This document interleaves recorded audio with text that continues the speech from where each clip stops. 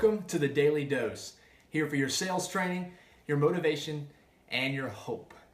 See, I'm so fired up this morning because I believe that the core of every successful person is a great attitude. Man, even Winston Churchill said that attitude is a small thing that makes a big difference. I want to tell you a story a couple years back about a colleague of mine. We were trying to make a car deal work with a customer, trying to get a deal approved. Unfortunately, wasn't able to get it done, so I sent the customer home. A few days later, I finally got with the bank, got it approved, called the customer back in to get them in immediately. Why did I wait? Why didn't I wait? Why did I get them in immediately? Is because of the importance of getting a customer back in as soon as you can, because the only thing that a customer changes more than their clothes is their minds. You see, we've got to make them committed to their decision, because the only thing, unfortunately, that a customer is going to regret is the decision that they don't make. So we've got to get them committed to their decision, and we've got to get them in quick. So I got them in immediately. Unfortunately, we closed at 6:30, and I called them at 6:25. But I had a colleague of mine come up to me. He said, "Cody, did you know that the customer is going to be coming in at 6:45, and we close at 6:30?" I said, "Well, I guess I'll have to make it work. I guess I'll have to stay late for the customer." He said, "Okay." Come back in a few minutes later, he said, "Cody, did you know that car that you're trying to sell has not been inspected?" I said, "Well, we'll have to put the customer in a loaner car until we can get their car inspected in the morning." And I said, "Okay." Well, he walked off, and then he came back again. He said, "Cody, did you know that we don't even have a salesperson here to deliver the car? So you're trying to get the customer in at 6:45. We close at 6:30. The car that you're trying to sell hasn't been inspected, and guess what? There's no person here to deliver the car."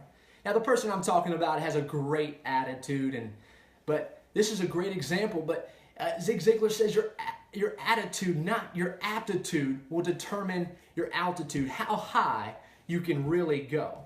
You see, the reason I'm talking about this is because I want to know, do you react or do you just respond?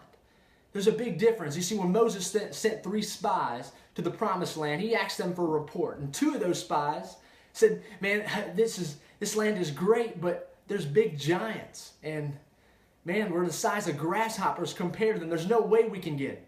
But one spy, Caleb, said, "Man, this land is filled with milk and honey. I believe that we can conquer it." You see, to react means to find a problem. To respond means to find a solution. You see, God gave us a brain to work out problems, not to find problems. We use it to find problems, but God gave us to work out problems. You see, that's why the reason they call it first responders, not first reactors. They don't get to a scene and try to figure out problems. They try to get there to figure out solutions. And you see, people who make solutions make a little bit more money. That's why today I believe that's the first step in having a great attitude, is to not just react, but to respond, to come up with answers. So when you have situations, when you have things on the line, you have a deadline, you have maybe things that you don't want to hear, I want you to respond. I want you to be a first responder and come up with solutions, not problems. That is the first step into having a great attitude. If you read this, I want you, if you're reading this over the website, or maybe you're listening to this over Facebook, I want you to listen to it back 7 times. I want you to read it back 7 times so you can understand it, you can get it, you can play it back. Because I want you to have a great attitude. I want you to carry it with you, because that's truly what's going to make you a little bit more money. And it's going to, of course, make you look at things a little bit different. You see, life is 10% of what happens to you, 90% of how you respond to it. This is Cody, here for your sales training, your motivation, and your hope.